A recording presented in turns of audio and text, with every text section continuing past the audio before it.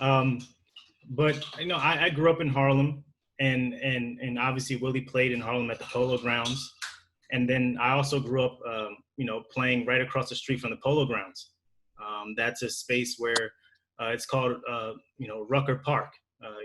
People know Rucker Park for basketball, but there's also a baseball field within there too, and it's directly across the street from Rucker Park. So you always heard about the Willie Mays stories, and it was one of my grandfather's favorite players. He always talked about him. It was my hitting coach's Yeoman Wilder, because I played baseball in college and a little bit of independent ball. But Yeoman Wilder was my hitting coach in Harlem, and that was his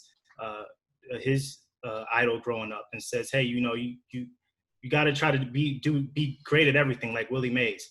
And so his career was over in '73, but when I was navigating through high school and going through high school, it was very much alive, just in the sense of just the type of player he was, the type of presence he was.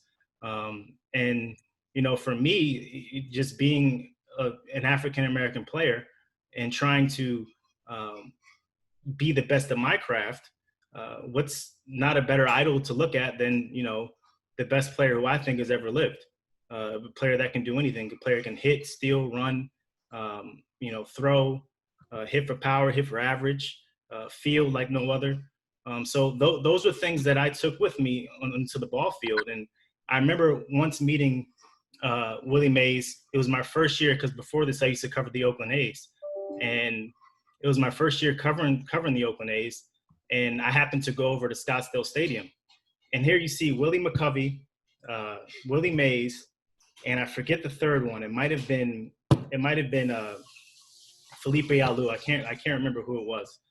But they were all just sitting in the clubhouse. And I'm like, and I look at John, I'm like, that's Willie Mays and Willie McCovey, like just sitting and the players are just going throughout the clubhouse like it's nothing. He's like, yeah, they're here every day. And he says, you want me to introduce you?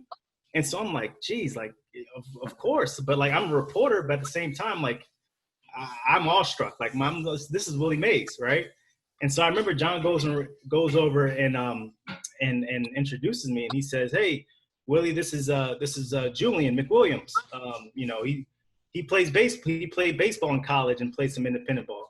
And Willie can't really see, so he's like, oh yeah, like, what position do you play for us? And talking about the Giants. And he's like, no, he played some independent ball and college ball. He's like, and Willie's like, oh, you didn't play for our team. Like, you don't play in the majors. Like, kind of, brushed me off. But then I remember I told him I was from Harlem, and that sort of just like was a light bulb in his head. I was like, really?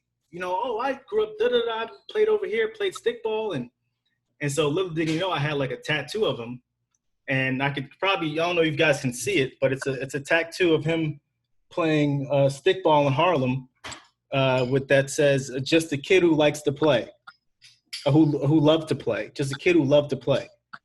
And so that's sort of been, so that day that I met Willie Mays and John introduced me, and I was gracious enough to introduce me. That was a highlight of my life, just being able to meet him, because you hear so many stories and are passed down from time to time about him playing stickball in Harlem, and Harlem is a place that was pivotal in the Harlem Renaissance and so on and so forth. And Willie's just a part of Harlem history. And I love Harlem near and dear to my heart. And what better way to sort of meet a person in your professional career than to meet him in a clubhouse and randomly, and you just see him sitting there. It was pretty amazing, pretty special.